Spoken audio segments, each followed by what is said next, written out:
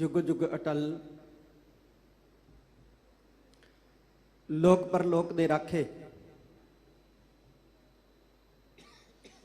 चवर छतर तखत दे मालक, धन धन साहिब श्री गुरु ग्रंथ साहिब सच्चे पातशाह जी की पावन पवित्र हजूरी अंदर जड़ बैठी गुरु रूप खालसा सत संगत जी, सब तो पहला फतेह प्रवान करो। वाहिगुरु जी का खालसा, वाहिगुरु जी की फतेह। अज असी दीन दुनिया दे वाले धन धन साहिब श्री गुरु तेग बहादुर साहिब सच्चे पातशाह जी का 400 साले प्रकाश पर्व नूं समर्पित हो रहे गुरमत समागम दे विच हाज़रियां लवा रहे। ये पंथ दा समागम है ते पंथ अपना ये महान समागम लंबे अरसे तो गुरुद्वारा मंजी साहिब दीवान हाल वेखे करदा आया ते कर रहा है। औरंगजेब दा ये दौर जदों उन्हें हुक्म जारी किया कि हिंदुस्तान की धरती ये केवल ते केवल इस्लाम की धरती होनी चाहिए है, मुसलमानों की धरती होनी चाहिए है। इत्थे गैर मुसलमानों नूं रहण दा कोई अधिकार नहीं है। और उसने अपने हुक्म दे विच कहा कि गैर मुसलमानों नूं मुसलमान बनाया जाए। जे कोई डर दे नाल मुसलमान बनता उन्होंने डराया जाए, जे कोई लालच दे नाल मुसलमान बनता है तो उसनूं लालच दे नाल मुसलमान बनाया जाए। जेड़ा डर दे नाल मुसलमान बनन वास्ते तैयार नहीं, लालच नाल मुसलमान बनन वास्ते तैयार नहीं, किसी भी तरीके नाल मुसलमान बनन वास्ते तैयार नहीं, उहदा कतल कर दिता जाए, क्योंकि उसनूं इस भारत की धरती ते रहण दा कोई अधिकार नहीं है।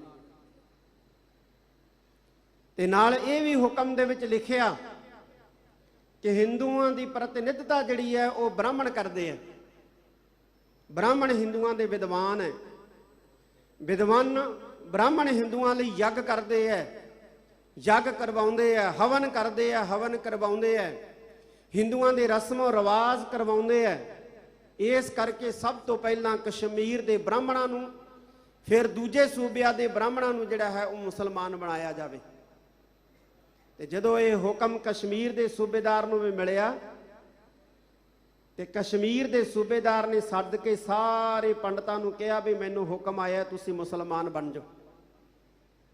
उन्होंने कहा जी सानू सोचण वास्ते वक़्त चाहिए। कहन लगे ठीक है, वक़्त दिता जाता है। अमरनाथ की गुफा जिथे हर साल आज हिंदू जिहड़े ने वो यात्रा करने वास्ते जाते हैं, उत्थे कश्मीरी पंडितां दा बहुत वड्डा इकट्ठ होया। उस इकट्ठ दे विच ये विचार चली कि हुण हिंदू धर्म नूं कौन बचा सकदा है, किवें बचाया जा सकदा है। जे पंडित मुसलमान बन गए, ब्राह्मण मुसलमान बन गए, बाकी हिंदू तो अपने आप ही मुसलमान बन जाणगे। किसी ने कहा राजस्थान के राजे जिहड़े ने राजपुताने दे वो हिंदू ने, उन्हां दे कोल चलीए। कोई कहन लग्या पहाड़ी राजां दे जिहड़े राजे ने हिंदू ने उन्हां कोल चलीए। पर उस वेले ही ये गल टोक दी गई कि ना राजस्थान के हिंदू राजे सानू बचा सकते हैं, ना पहाड़ के हिंदू राजे सानू बचा सकते हैं, क्योंकि वो अपने राज नूं बचाउण वास्ते मुगलों की अधीनता पहले ही स्वीकार करी बैठे हैं। ते जिहड़े अपने स्टेटां नूं बचाउण वास्ते दिल्ली की अधीनता स्वीकार करी बैठे हैं, वो साडा धर्म नहीं बचाउणगे। मैं एक जगह समागम दे विच ये गल बोली तो उत्थे कश्मीरी पंडितां दे जिहड़े अज आगू ने वो भी बैठे सी। बाद विच मैनूं कहन लगे ज्ञानी जी उस वेले केवल ते केवल राजपुताने दे हिंदू राजे ही नहीं सन, पहाड़ दे हिंदू राजे ही नहीं सन, बल्कि हिंदुओं के धार्मिक लीडर भी मौजूद सन। शंकराचार्य उन्होंने नाम भी दसे, उन्हें कहते उन्होंने भी बांह नहीं सी फड़ी, किसी ने नहीं सी बांह फड़ी। जे बांह फड़ी तो केवल ते केवल धन गुरु तेग बहादुर साहब सच्चे पातशाह ने फड़ी सी। ਤੇ ਫਿਰ ਧੰਨ ਗੁਰੂ ਤੇਗ ਬਹਾਦਰ ਸਾਹਿਬ ਸੱਚੇ ਪਾਤਸ਼ਾਹ ਦੇ ਕੋਲ ਆਏ ਸੀ ਸ੍ਰੀ ਆਨੰਦਪੁਰ ਸਾਹਿਬ, ਤੇ ਸ੍ਰੀ ਗੁਰੂ ਤੇਗ ਬਹਾਦਰ ਸਾਹਿਬ ਸੱਚੇ ਪਾਤਸ਼ਾਹ ਨੇ ਫਿਰ ਆਪਣੀ ਮਹਾਨ ਸ਼ਹਾਦਤ ਦਿੱਤੀ। ਸ੍ਰੀ ਗੁਰੂ ਤੇਗ ਬਹਾਦਰ ਸਾਹਿਬ ਸੱਚੇ ਪਾਤਸ਼ਾਹ ਦੀ ਸ਼ਹਾਦਤ ਜਿਹੜੀ ਹੈ ਉਹ ਹੋਈ ਹੈ ਧਾਰਮਿਕ ਆਜ਼ਾਦੀ ਵਾਸਤੇ, ਕਿ ਇਸ ਧਰਤੀ ਦੇ ਉੱਤੇ ਹਰ ਇੱਕ ਮਨੁੱਖ ਨੂੰ ਆਪਣੇ ਧਾਰਮਿਕ ਵਿਸ਼ਵਾਸਾਂ, ਧਾਰਮਿਕ ਅਕੀਦਿਆਂ ਨੂੰ ਪਾਲਣ ਦਾ ਅਧਿਕਾਰ ਹੈ। ਇਸ ਧਰਤੀ ਦੇ ਉੱਤੇ ਹਰ ਇੱਕ ਨੂੰ ਜ਼ਿੰਦਗੀ ਜਿਉਣ ਦਾ ਅਧਿਕਾਰ ਹੈ। ਇਸ ਧਰਤੀ ਦੇ ਉੱਤੇ ਹਰ ਇੱਕ ਨੂੰ ਆਪਣੇ ਆਪਣੇ ਮਤ ਮੁਤਾਬਕ ਪੂਜਾ ਵਿਧੀਆਂ ਕਰਨ ਦਾ ਅਧਿਕਾਰ ਹੈ। ਇਸ ਲਈ ਸ੍ਰੀ ਗੁਰੂ ਤੇਗ ਬਹਾਦਰ ਸਾਹਿਬ ਸੱਚੇ ਪਾਤਸ਼ਾਹ ਨੇ ਸ਼ਹਾਦਤ ਦਿੱਤੀ। ਧੰਨ ਗੁਰੂ ਤੇਗ ਬਹਾਦਰ ਸਾਹਿਬ ਸੱਚੇ ਪਾਤਸ਼ਾਹ ਧਰਮ ਦੀ ਚਾਦਰ ਜਿਹੜੇ ਨੇ ਉਹ ਇਸ ਸੰਸਾਰ ਦੇ ਵਿੱਚ ਪ੍ਰਕਾਸ਼ਮਾਨ ਹੋਏ। ਇੱਕ ਬਹੁਤ ਵੱਡਾ ਨਾਟਕਕਾਰ ਸ਼ੇਕਸਪੀਅਰ ਉਹ ਕਹਿੰਦਾ ਕਿ ਉਹ ਬੰਦਾ ਮਹਾਨ ਹੁੰਦਾ ਜਿਹੜਾ ਆਪਣੇ ਧਰਮ ਲਈ, ਆਪਣੇ ਵਿਸ਼ਵਾਸ ਲਈ, ਆਪਣੇ ਦੇਸ਼ ਲਈ, ਆਪਣੇ ਪਰਿਵਾਰ ਲਈ ਲੜਦਾ ਹੈ ਔਰ ਮਰਦਾ ਹੈ। ਪਰ ਉਸ ਤੋਂ ਵੱਡਾ ਮਹਾਨ ਉਹ ਵਿਅਕਤੀ ਹੁੰਦਾ ਹੈ ਜਿਹੜਾ ਕਿਸੇ ਹੋਰ ਦੇ ਦੇਸ਼, ਹੋਰ ਦੇ ਪਰਿਵਾਰ, ਹੋਰ ਦੇ ਵਿਸ਼ਵਾਸ, ਹੋਰ ਦੇ ਅਕੀਦੇ ਦੇ ਲਈ ਸ਼ਹਾਦਤ ਦਿੰਦਾ ਹੈ। ਸ਼ੇਕਸਪੀਅਰ ਨੇ ਤਾਂ ਇਹ ਗੱਲ ਕਹੀ ਸੀ। ਅੱਜ ਸਾਰੀ ਦੁਨੀਆ 'ਚ ਸ਼ੇਕਸਪੀਅਰ ਨੂੰ ਜਾਣਿਆ ਜਾਂਦਾ ਹੈ, ਤੇ ਧੰਨ ਗੁਰੂ ਤੇਗ ਬਹਾਦਰ ਸਾਹਿਬ ਮਹਾਰਾਜ ਨੇ ਤਾਂ ਇਹ ਗੱਲ ਕਮਾ ਕੇ ਸੰਸਾਰ ਨੂੰ ਦੱਸੀ ਹੈ। ਤੇ ਅਸੀਂ ਸ੍ਰੀ ਗੁਰੂ ਤੇਗ ਬਹਾਦਰ ਸਾਹਿਬ ਸੱਚੇ ਪਾਤਸ਼ਾਹ ਦੇ ਇਸ ਪਰ ਉਪਕਾਰ ਨੂੰ ਦੁਨੀਆ ਦੇ ਵਿੱਚ ਪ੍ਰਚਾਰ ਨਹੀਂ ਸਕੇ, ਪ੍ਰਸਾਰ ਨਹੀਂ ਸਕੇ। ਸਾਧ ਸੰਗਤ ਜੀ, ਜ਼ਰੂਰੀ ਹੈ ਕਿ ਅਸੀਂ ਆਪਣੀਆਂ ਮਹਾਨ ਸ਼ਹਾਦਤਾਂ, ਮਹਾਨ ਫਲਸਫੇ ਦਾ ਪ੍ਰਚਾਰ ਜਿਹੜਾ ਹੈ ਉਹ ਸੰਸਾਰ ਪੱਧਰ ਦੇ ਉੱਤੇ ਕਰਨ ਦੇ ਲਈ ਤਿਆਰੇ ਕਸੀਏ। ਸਾਡਾ ਮਹਾਨ ਫਲਸਫਾ ਐਸਾ ਫਲਸਫਾ ਹੈ ਜਿਹੜਾ ਅੱਜ ਸਾਰੇ ਸੰਸਾਰ ਦੀਆਂ ਸਮੱਸਿਆਵਾਂ ਨੂੰ ਹੱਲ ਕਰਨ ਦੀ ਤਾਕਤ ਰੱਖਦਾ ਹੈ। ਲੋੜ ਹੈ ਇਸ ਨੂੰ ਸਮਝਣ ਦੀ, ਲੋੜ ਹੈ ਇਸ ਨੂੰ ਸਮਝਾਉਣ ਦੀ। ਔਰ ਇਸ ਗੱਲ ਦੇ ਵਿੱਚ ਕੋਈ ਸ਼ੱਕ ਨਹੀਂ ਹੈ ਕਿ ਅੱਜ ਸਾਡੇ ਉੱਤੇ ਚੌਤਰਫਿਓਂ ਜਿਹੜੇ ਹੈ ਉਹ ਹਮਲੇ ਹੋ ਰਹੇ ਨੇ। ਸਾਡੇ ਉੱਪਰ ਚੌਤਰਫਿਓਂ ਹਮਲੇ ਹੋ ਰਹੇ ਨੇ। ਮੁਗਲਾਂ ਦੇ ਵੇਲੇ ਸਿੱਧੇ ਹਮਲੇ ਹੁੰਦੇ ਸੀ, ਅੱਜ ਲੁਕਵੇਂ ਹਮਲੇ ਹੋ ਰਹੇ ਆ। ਔਰ ਸਿੱਧੇ ਹਮਲਿਆਂ ਦਾ ਮੁਕਾਬਲਾ ਅਸੀਂ ਤਲਵਾਰ ਦੇ ਨਾਲ ਕਰਦੇ ਸੀ ਔਰ ਫਤਿਹ ਵੀ ਹਾਸਲ ਕਰਦੇ ਸੀ। ਅੱਜ ਜਿਹੜੇ ਲੁਕਵੇਂ ਹਮਲੇ ਹੋ ਰਹੇ ਆ ਉਹਨਾਂ ਵਾਸਤੇ ਅਸੀਂ ਇਕਜੁੱਟ ਹੋ ਕੇ ਬੈਠਣ ਦੇ ਲਈ ਅਜੇ ਤਿਆਰੀ ਨਹੀਂ ਕੱਸੇ ਆ। ਅਮਾਨਯੋਗ ਬਾਬਾ ਜੀ ਨੇ ਗੱਲ ਕੀਤੀ ਹੈ, ਬਾਬਾ ਹਰਨਾਮ ਸਿੰਘ ਜੀ ਨੇ। ਅਮਰੀਕਾ ਦੀ ਧਰਤੀ ਦੇ ਉੱਤੇ ਥਮਿੰਦਰ ਸਿੰਘ ਨਾਂ ਦਾ ਬੰਦਾ ਸਭ ਤੋਂ ਪਹਿਲਾਂ 2009 ਦੇ ਵਿੱਚ ਆਪਣੀ ਮਰਜ਼ੀ ਦੇ ਨਾਲ ਚੀਨ ਤੋਂ ਸ੍ਰੀ ਗੁਰੂ ਗ੍ਰੰਥ ਸਾਹਿਬ ਜੀ ਦੇ ਪਾਵਨ ਸਰੂਪ ਛਪਾਉਂਦਾ ਹੈ। 2009 ਦੇ ਵਿੱਚ ਸ਼੍ਰੋਮਣੀ ਗੁਰਦੁਆਰਾ ਪ੍ਰਬੰਧਕ ਕਮੇਟੀ ਉਹਦੇ ਤੇ 295 ਦਾ ਮੁਕੱਦਮਾ ਦਰਜ ਕਰਦੀ ਹੈ ਔਰ ਉਹ ਹਾਈ ਕੋਰਟ ਦੇ ਵਿੱਚ ਅਪੀਲ ਕਰਦਾ ਹੈ ਕਿ ਸ਼੍ਰੋਮਣੀ ਗੁਰਦੁਆਰਾ ਪ੍ਰਬੰਧਕ ਕਮੇਟੀ ਕੋਲ ਕੋਈ ਕਾਪੀਰਾਈਟ ਨਹੀਂ ਹੈ। ਸ੍ਰੀ ਗੁਰੂ ਗ੍ਰੰਥ ਸਾਹਿਬ ਜੀ ਕੋਈ ਕਿਤਾਬ ਨਹੀਂ ਹੈ। ਸ੍ਰੀ ਗੁਰੂ ਗ੍ਰੰਥ ਸਾਹਿਬ ਸੰਸਾਰ ਭਰ ਦੇ ਸਿੱਖਾਂ ਦੇ ਗੁਰੂ ਨੇ। ਤੇ ਹੁਣ ਉਸ ਨੇ ਆਪਣੀ ਮਰਜ਼ੀ ਦੇ ਨਾਲ ਆਨਲਾਈਨ ਤੇ ਆਫਲਾਈਨ ਸ੍ਰੀ ਗੁਰੂ ਗ੍ਰੰਥ ਸਾਹਿਬ ਜੀ ਦੇ ਪਾਵਨ ਸਰੂਪ ਛਾਪੇ ਹੈ, ਜਿਹਦੇ ਵਿੱਚ ਉਸਨੇ ਮਰਜ਼ੀ ਦੇ ਮੁਤਾਬਕ ਬਿੰਦੀਆਂ ਲਾਈਆਂ ਨੇ ਔਰ ਰਾਗਮਾਲਾ ਇੱਕ ਖਾਲੀ ਅੰਗ ਛੱਡ ਕੇ ਬਾਅਦ ਚ ਲਿਖੀ ਹੈ ਔਰ ਉਹਦੇ ਉੱਤੇ ਅੰਗ ਨੰਬਰ ਨਹੀਂ ਪਾਇਆ। ਜਦੋਂ ਹੀ ਮਾਮਲਾ ਸ੍ਰੀ ਅਕਾਲ ਤਖਤ ਸਾਹਿਬ ਦੇ ਉੱਤੇ ਆਇਆ, ਮਾਨਯੋਗ ਪੰਥ ਦੀਆਂ ਨਾਮਵਰ ਸੰਪਰਦਾਵਾਂ ਦੇ ਮੁਖੀ ਸਾਹਿਬਾਨ ਬੈਠੇ ਨੇ। ਉਸੇ ਵੇਲੇ ਸ੍ਰੀ ਅਕਾਲ ਤਖਤ ਸਾਹਿਬ ਵੱਲੋਂ ਸਿੱਖ ਪੰਥ ਦੇ ਵਿਦਵਾਨਾਂ ਦੀ ਕਮੇਟੀ ਬਣਾ ਕੇ ਇੱਕ ਹਫ਼ਤੇ ਦੇ ਅੰਦਰ ਉਹਦੇ ਸਾਰੇ ਇਸ ਲਿਖੇ ਹੋਏ ਪਾਵਨ ਸਰੂਪ ਨੂੰ ਦੇਖ ਕੇ ਰਿਪੋਰਟ ਕਰਨ ਦਾ ਜਿਹੜਾ ਹੈ ਉਹ ਆਦੇਸ਼ ਕੀਤਾ। ਇੱਕ ਹਫ਼ਤੇ ਦੇ ਅੰਦਰ ਉਸ ਸਬ ਕਮੇਟੀ ਨੇ ਰਿਪੋਰਟ ਸ੍ਰੀ ਅਕਾਲ ਤਖਤ ਸਾਹਿਬ ਤੇ ਦਿੱਤੀ ਕਿ ਉਹਨੇ ਕੀ ਕੀ ਤਬਦੀਲੀਆਂ ਕੀਤੀਆਂ ਨੇ, ਕਿਹੜੀਆਂ ਕਿਹੜੀਆਂ ਗਲਤੀਆਂ ਕੀਤੀਆਂ ਨੇ, ਕਿੱਥੇ ਕਿੱਥੇ ਕੀਤੀਆਂ ਨੇ। ਹਾਲਾਂਕਿ ਵੱਡਾ ਇਹ ਕਾਰਜ ਸੀ, ਲੇਕਿਨ ਉਸ ਸਬ ਕਮੇਟੀ ਨੇ ਇੱਕ ਹਫ਼ਤੇ ਦੇ ਅੰਦਰ ਜਿੰਨਾ ਕੁ ਹੋ ਸਕਿਆ ਉਹਦੀਆਂ ਕਮੀਆਂ ਲੱਭ ਕੇ ਸ੍ਰੀ ਅਕਾਲ ਤਖਤ ਸਾਹਿਬ ਤੇ ਜਿਹੜਾ ਹੈ ਉਹ ਭੇਜੀਆਂ। ਉਸੇ ਵੇਲੇ ਉਸ ਵਿਅਕਤੀ ਨੂੰ ਸ੍ਰੀ ਅਕਾਲ ਤਖਤ ਸਾਹਿਬ ਵੱਲੋਂ ਇੱਕ ਹੁਕਮ ਭੇਜਿਆ ਕਿ 30 ਅਪ੍ਰੈਲ ਤੱਕ ਆਪਣਾ ਇਹ ਕੰਮ ਤੁਰੰਤ ਬੰਦ ਕਰਕੇ ਸ੍ਰੀ ਅਕਾਲ ਤਖਤ ਸਾਹਿਬ ਦੇ ਉੱਤੇ ਤੂੰ ਜਵਾਬ ਦੇ ਕਿ ਤੂੰ ਇਹ ਘਿਨਾਉਣਾ ਕਾਰਜ ਜਿਹੜਾ ਹੈ ਉਹ ਕਿਉਂ ਕੀਤਾ ਔਰ ਕਿਸ ਦੇ ਕਹਿਣ ਦੇ ਉੱਤੇ ਕੀਤਾ। ਅੱਜ 21 ਅਪ੍ਰੈਲ ਹੋ ਗਈ ਹੈ ਔਰ ਪਤਾ ਲੱਗਿਆ ਕਿ ਸੋਸ਼ਲ ਮੀਡੀਆ ਦੇ ਉੱਤੇ ਤਾਂ ਉਹ ਕੋਈ ਚਿੱਠੀ ਜੀ ਜਿਹੜੀ ਆ ਉਹ ਵਾਇਰਲ ਕਰ ਰਿਹਾ ਸ੍ਰੀ ਅਕਾਲ ਤਖਤ ਸਾਹਿਬ ਦੇ ਨਾਂ, ਜਿਹਦੇ ਵਿੱਚ ਉਸਨੇ ਆਪਣਾ ਜਿਹੜਾ ਝੂਠਾ ਸੱਚਾ ਜਾਂ ਸਪਸ਼ਟੀਕਰਨ ਦੇਣ ਦਾ ਯਤਨ ਕੀਤਾ ਜਿਹੜਾ ਤਸੱਲੀਯੋਗ ਨਹੀਂ ਹੈ। ਲੇਕਿਨ ऑफिशियली श्री अकाल तख्त साहब के उत्ते उसने ना आप ते ना उन्हें लिखती तौर के उत्ते कोई ऐसा जिहड़ा है स्पष्टीकरण अपना भेजिया। और असी एक हफ्ता पहला ही फिर पंथ के कुछ चुने हुए नुमाइंदियां दे नाल गलबात करके असी 3 तरीक नूं पंथक इकट्ठ श्री अकाल तख्त साहब के स्थान के उत्ते सद्दिया। मानयोग श्रोमणी गुरुद्वारा प्रबंधक कमेटी के मैंबर पिछले 3-4 दिनों तो संप्रदावां दे मुखी साहिबान नूं जथेबंदियां नूं पत्तर भी जिहड़ा है वो घर घर जाके दे रहे ने, कईयां नूं दे दिते ने, कईयां नूं मिल जाणगे। और मैं इस मंजी साहब दीवान हाल देश खालसा पंथ की स्टेज तो समूह संप्रदावां दे मुखी साहिबान बैठे ने, तुसी उस इकट्ठ दे विच जरूर आयो। उत्थे आपां डट के जोरदार इकट्ठियां होके, क्योंकि श्री अकाल तख्त साहब की ताकत जिहड़ी है ये संप्रदावां जथेबंदियां है। जे ये संप्रदावां जथेबंदियां मजबूत है, श्री अकाल तख्त साहब नाल खड़ियां, श्री अकाल तख्त साहब मजबूत है। और असी उस दिन जिहड़ा है ठोस फैसला जिहड़ा है वो इस मामले के उत्ते लवांगे, क्योंकि इस गल नूं किसी कीमत के उत्ते बर्दाश्त नहीं किया जा सकता कि कोई अपनी मर्जी के नाल गुरबाणी के अंदर छेड़छाड़ करे, बिंदियां टिप्पियां लावे, अदक लावे, और कोई भी राग माला तो बिना श्री गुरु ग्रंथ साहिब सच्चे पातशाह का स्वरूप छापण का हिया करे।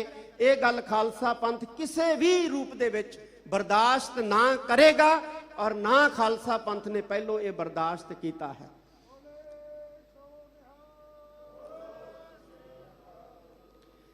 एक होर मानयोग बाबा जी ने इत्थे गल की, मैं उस नाल 100% सहमत हाँ।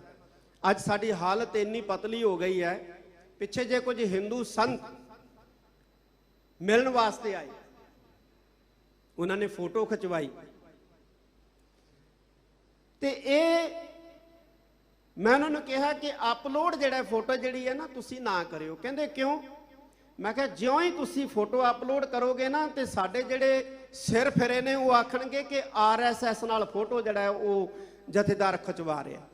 भगवें कपड़ियां वाले किसी साधु महापुरख नाल फोटो आ जाए ना, कहन लगे RSS नाल फोटो जिहड़ी है वो खिंची जा रही है। हालांकि उस भगवें कपड़ियां वाले साधु का RSS नाल कोई संबंध ही ना होवे, सगों मतभेद ही क्यों ना होण।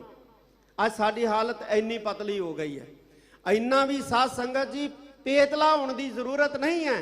खालसा पंथ इन्ना कमजोर नहीं है कि उस नूं कोई जिहड़ा है वो निगल लेगा। अज सानू डमैरोलाइज करने का यतन किया जा रहा है। कोई लिखता है सिख निगलिया गया, सिख मर गया, सिख लुटिया गया, सिख खत्म हो गया, सिख हुण मुक जाणगे। और यह शोर शराबा उस वेले भी पाया सी जदों सिख राज का पतन होया सी, अंग्रेज़ां दा राज आया सी। उस वेले भी इस किस्म दीयां जिहड़ियां गल्लां फैलाईयां गईयां सी कि सिख मुक गए, सिख खत्म हो गए, सिख हुण अजायब घरां च दिसिया करनगे। पर ऐसा कुछ नहीं होया और ना ऐसा कुछ होना है, क्योंकि ये बीज जिहड़ा सिक्खी दा बीजिया ये गुरु नानक साहिब सच्चे पातशाह ने बीजिया। ये जिहड़ा खालसे दा फल जिहड़ा है गुरु नानक साहिब दे बीजे बीज तो प्राप्त किया गुरु गोबिंद सिंह महाराज ने। ये धन गुरु गोबिंद सिंह पातशाह जी का पैदा किया फल है, और उस सतगुरु सच्चे पातशाह का पैदा किया और गुरु नानक साहब का बीजिया बीज जिहड़ा खालसा ये कदे दुनिया तो समाप्त नहीं हो सकता। साध संगत जी एवें डरन की जरूरत नहीं है, घबराउण की लोड़ नहीं है, एवें पेतले पैण की जरूरत नहीं है। असी मजबूत रहिए। अज असी चाहुंदे हां साडे कोले आ भी होवे, साडे कोले आ भी होवे, साडे कोले आ भी होवे। खाशां साडियां बहुत वड्डियां ने और उन्हां खाशां की पूर्ति वास्ते असी सरकारां अगे हथ अड़दे। मैं एक गल कहनी चाहांगा कि जे तुसीं संसार दा सुख लैणा है तां तुहानूं गुरु चरनां दे विच बैठना पएगा। ते जे गुरु चरनां दे विच बैठना है ते गुरु चरनां दे विच बैठण वास्ते तुहानूं नशे छड्डणे पैणगे, तुहानूं साबत सूरत होना पएगा, तुहानूं खंडे पाटे की पहल छकनी पएगी। जे तुसी साबत सूरत होके नशे छड्ड के खंडे पाटे की पहल छक के धन गुरु ग्रंथ साहिब सच्चे पातशाह दे चरनी लगोगे, संसार दे सारे सुख मिलणगे। ते जे असी धन गुरु ग्रंथ साहिब सच्चे पातशाह दे चरनी ना बैठे ते फिर गेंद आंगू सानू कोई भड़का के उधर कर दू, कोई उधर कर दू, फिर सानू बचाउण वाला कोई नहीं होऊगा। 18वीं सदी दे विच जिन्ने जुल्म साडे पिंडियां दे उत्ते साडे बजुर्गां ने हंडाए है, अज उन्हां जुल्मां दा 1% भी नहीं साडे नाल हो रहा।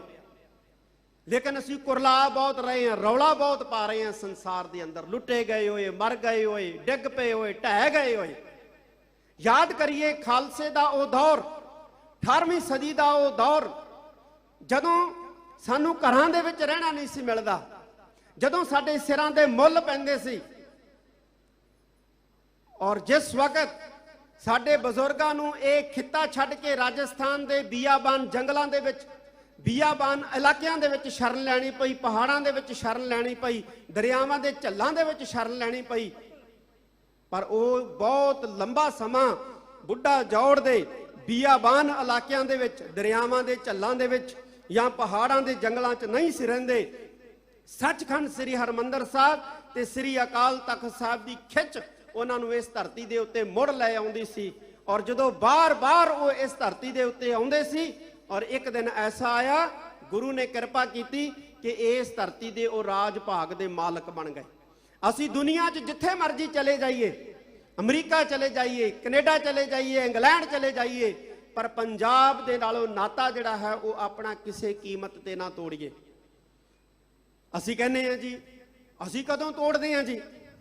बिल्कुल तुसी नहीं तोड़ते, तुसी तोड़ भी नहीं सकोगे, क्योंकि तुहाडा जन्म इस पंजाब की धरती ते होया है। लेकिन तुहाडे वो बच्चे जिन्हां दा जन्म विदेशों की धरती ते होया है, वो पंजाब नाल जुड़े रहन। इस करके विदेशी सिखां नूं उपराले करने चाहिए ने। जिन्हां दा जन्म विदेशी धरती के उत्ते होया है, अपने उन्हां बच्चियां नूं पंजाब नाल जोड़न लई, सचखंड श्री हरमंदर साहब नाल जोड़न लई, श्री अकाल तख्त साहब नाल जोड़न लई विदेश के सिखां नूं यतन करने चाहिए। और ऐसे यतन करने चाहिए विदेशों के विच रहन वाले सिखां नूं कि उन्हां दी सैकंड पीढ़ी, उन्हां दी थर्ड जनरेशन, उन्हां दी फोर्थ जनरेशन हमेशा पंजाब नाल, पंथ नाल, सिक्खी नाल और गुरु ग्रंथ साहब नाल जुड़ी रहे। जे यतन ना कीते तां सैकंड जनरेशन या थर्ड जनरेशन नहीं, फोर्थ जनरेशन जिहड़ी है वो खत्म हो जाएगी। इस करके विदेशी सिखां नूं भी जिहड़ा है वो पंजाब की धरती के उत्ते सचखंड श्री हरमंदर साहब के प्रति अपने बच्चों के मनां दे विच स्नेह पैदा जिहड़ी आ करन दी जरूरत है। अज साडा प्रचार भी इदां दा हो गया। शरधा तोड़न वालियां कथा कहानियां जिहड़ियां ने वो सुनाईयां जा रही ने। अमृतसर सरोवरां दे उत्ते जिहड़ा है वो किंतु कीता जा रहा है, तख्तां नूं इमारतां दस्सिया जा रहा है। ये जिहड़ा कुप्रचार है इस नूं बंद कराउण दे लई भी खालसा पंथ जिहड़ा है वो समुचे पद्धर दे उत्ते लामबंद होवे तां असीं बचांगे। जे साडीआं संस्थावां बचणगीआं, जे साडीआं संस्थावां ना बचीआं ते फिर असीं किस तरह बचांगे? घट्टो घट वो संस्थावां दे उत्ते हमले असीं बिल्कुल बर्दाश्त ना करिए जिहड़ियां संस्थावां गुरु साहिबान ने अपने हत्थीं स्थापित कीतियां ने, जिवें श्री अकाल तख्त साहब, जिवें सचखंड श्री हरमंदर साहब, जिवें लंगर, जिवें पंगत। ये साडियां ऐसियां संस्थावां जिहड़ियां गुरु साहिबान ने स्थापित कीतियां, इन्हां दे उत्ते हमला असीं कतई बर्दाश्त ना करिए। और जिहड़ियां संस्थावां असीं धर्म दे प्रचार प्रसार लई बनाईयां ने, शहादतां दे के बनाईयां ने, उन्हां दी रखिया दे लई भी अगे आईए। मैं एक वारी नहीं कई वार कह चुकिया कि साडे वैरियां दा अगला निशाना जिहड़ा है वो साडी सिख पंथ दी रीढ़ दी हड्डी श्रोमणी गुरुद्वारा प्रबंधक कमेटी जिहड़ी साडी सब तो सरमौर संस्था है वो है। अज बेशक मनो ना मनो, लेकिन जे असी अवेसले रहे तो 10-20 सालों नूं असी जरूर मनन लग जाएंगे कि वाकई वो गल हो गई है। ये रीढ़ दी हड्डी है साडी और इस नूं मजबूत करना है। अज कमजोर करने का यतन जिहड़ा हो रहा अंदरों भी हो रहा, बाहरों तो हो ही रहा। इस करके असी इस नूं मजबूत करिए। साडियां संप्रदावां जिन्हां दे मुखी साहिबान इत्थे बैठे ने, इन्हां दी मजबूती चाहिदी है सानूं। पहलां की हुंदा सी? पहलां एक परिवार दे 4-4 जी हुंदे सी, 5-5 बच्चे हुंदे सी। एक दमदमी टकसाल च चला गया, एक निहंगा ਸਿੰਘਾਂ च चला गया, एक नरमलियां च चला गया, एक कारसे वालियां नाल चला गया, एक फौज च चला गया, एक ने खेती साਂਭ ਲਈ। हुण एक बच्चा है वो बाहर नूं जा रहा। ते जिहड़े साडे संप्रदावां दे महापुरख बैठे ने, जिन्हां ने एडे वड्डे स्ट्रक्चर कायम कीते ने, अपने स्थान बनाए ने, वो स्थान किहने सामने है? ये भी साडे लई बहुत वड्डी चिंता दा विशा है। जिहड़ा कोई नवां आ रहा, पहला आउंदे सी ਸੰਪਰਦਾਵਾਂ ਚਾਹੁੰਦੇ ਸੀ, ਮਿਹਨਤਾਂ ਕਰਦੇ ਸੀ, ਮੁਖੀ ਦਾ ਸਤਿਕਾਰ ਕਰਦੇ ਸੀ, ਅਦਬ ਕਰਦੇ ਸੀ, ਘਿਸਦੇ ਸੀ, ਫਿਰ ਜਾ ਕੇ ਕਿਤੇ ਉਹਨਾਂ ਨੂੰ ਕੋਈ ਨਾ ਕੋਈ ਫਲ ਮਿਲਦਾ ਸੀ। ਹੁਣ ਜਿਹੜਾ ਵੀ ਕੋਈ ਨਵਾਂ ਬੱਚਾ ਆਉਂਦਾ ਉਹ ਪਹਿਲਾਂ ਆ ਕੇ ਮੁਖੀ ਸਾਹਿਬ ਨੂੰ ਕਹਿੰਦਾ ਮੈਨੂੰ ਗੱਡੀ ਦਿਓ, ਤੇ ਫਿਰ ਉਹ ਕਹਿੰਦਾ ਕਿ ਕਦੋਂ ਇਹ ਪਾਸੇ ਹੋਊਗਾ ਤੇ ਮੈਂ ਇਹਦੀ ਜਗ੍ਹਾ ਲਊਂਗਾ। ਇਸ ਕਰਕੇ ਇਹ ਬਹੁਤ ਵੱਡਾ ਸਾਡੇ ਲਈ ਚਿੰਤਾ ਦਾ ਵਿਸ਼ਾ ਹੈ। ਇਸ ਪਾਸੇ ਵੀ ਸਾਡੇ ਪੰਥ ਦੀਆਂ ਨਾਮਵਰ ਸੰਪਰਦਾਵਾਂ ਜਥੇਬੰਦੀਆਂ ਨੂੰ ਧਿਆਨ ਦੇਣ ਦੀ ਲੋੜ ਹੈ। ਮੈਂ ਇੱਕ ਵਾਰੀ ਫੇਰ ਸ਼੍ਰੋਮਣੀ ਗੁਰਦੁਆਰਾ ਪ੍ਰਬੰਧਕ ਕਮੇਟੀ ਦਾ ਔਰ ਇੱਥੇ ਜਿੰਨੇ ਵੀ ਮਹਾਂਪੁਰਸ਼ ਸਤਿਕਾਰਯੋਗ ਆਏ ਨੇ, ਮੈਂ ਸਾਰਿਆਂ ਦਾ ਆਪਣੇ ਵੱਲੋਂ, ਆਪਣੇ ਸਾਥੀ ਸਿੰਘ ਸਾਹਿਬਾਨ ਵੱਲੋਂ ਬਹੁਤ ਬਹੁਤ ਜਿਹੜਾ ਉਹ ਧੰਨਵਾਦ ਕਰਦਾ। ਲਾਸਟ ਦੇ ਉੱਤੇ ਇੱਕ ਗੱਲ ਜ਼ਰੂਰ ਕਹਿਣੀ ਚਾਹਾਂਗਾ ਕਿ ਅੱਜ ਸਾਡੇ ਕੁਝ ਮਸਲੇ ਭਾਰਤ ਸਰਕਾਰ ਦੇ ਕੋਲ ਪੈਂਡਿੰਗ ਪਏ ਨੇ ਔਰ ਖਾਲਸਾ ਪੰਥ ਅੱਜ ਨਹੀਂ 1947 ਤੋਂ ਕੂਕ ਰਿਹਾ ਕਿ ਜੋ ਵਾਅਦੇ 1947 ਤੋਂ ਪਹਿਲਾਂ ਸਿੱਖਾਂ ਨਾਲ ਕੀਤੇ ਸੀ ਉਹ ਵਾਅਦੇ ਪੂਰੇ ਕੀਤੇ ਜਾਣ। ਲੇਕਿਨ ਕਿਸੇ ਵੀ ਸਰਕਾਰ ਨੇ 1947 ਤੋਂ ਲੈ ਕੇ ਅੱਜ ਤੱਕ ਉਹ ਵਾਅਦੇ ਜਿਹੜੇ ਐ ਸਿੱਖਾਂ ਨਾਲ ਕੀਤੇ ਉਹ ਕਦੇ ਪੂਰੇ ਨਹੀਂ ਕੀਤੇ, ਸਗੋਂ ਸਿੱਖਾਂ ਨੂੰ ਲੁੱਟਿਆ ਗਿਆ। ਜਿਹੜਾ ਪਹਿਲਾਂ ਦਿੱਤਾ ਸੀ ਉਹ ਵੀ ਖੋਹ ਲਿਆ, ਜਿਹੜਾ ਕੁਝ ਦੇਣ ਦਾ ਵਾਅਦਾ ਕੀਤਾ ਸੀ ਉਹ ਤਾਂ ਦੇਣਾ ਕੀ ਸੀ, ਸਗੋਂ ਜਿਹੜਾ ਦਿੱਤਾ ਸੀ ਉਹ ਵੀ ਜਿਹੜਾ ਸਿੱਖਾਂ ਦੇ ਪਾਸੋਂ, ਪੰਥ ਦੇ ਪਾਸੋਂ ਜਿਹੜਾ ਹੈ ਉਹ ਖੋਹ ਲਿਆ। ਨਤੀਜਾ ਇਹ ਨਿਕਲਿਆ ਕਿ ਅੱਜ ਸਾਨੂੰ ਦਿੱਲੀ ਦੇ ਪ੍ਰਤੀ ਇੰਨੀ ਵਿਸ਼ਵਾਸੀ ਹੈ ਕਿ ਸਾਨੂੰ ਯਕੀਨ ਨਹੀਂ ਹੁੰਦਾ। ਜਦੋਂ ਕਹਿੰਦੇ ਨੇ ਕਿ ਅਸੀਂ ਦੇ ਦਿਆਂਗੇ, ਅਸੀਂ ਯਕੀਨ ਹੀ ਨਹੀਂ ਵੱਜਦਾ ਸਾਡਾ। ਤੇ ਜੇ ਦਿੱਲੀ ਨੇ ਇਹ ਵਿਸ਼ਵਾਸੀ ਨੂੰ ਖਤਮ ਕਰਨਾ ਸਿੱਖ ਮਨਾਂ ਦੇ ਅੰਦਰ, ਤਾਂ ਫਿਰ ਦਿੱਲੀ ਦੀ ਸਰਕਾਰ ਨੂੰ ਵੱਡੇ ਫੈਸਲੇ ਜਿਹੜੇ ਆ ਉਹ ਲੈਣੇ ਪੈਣਗੇ।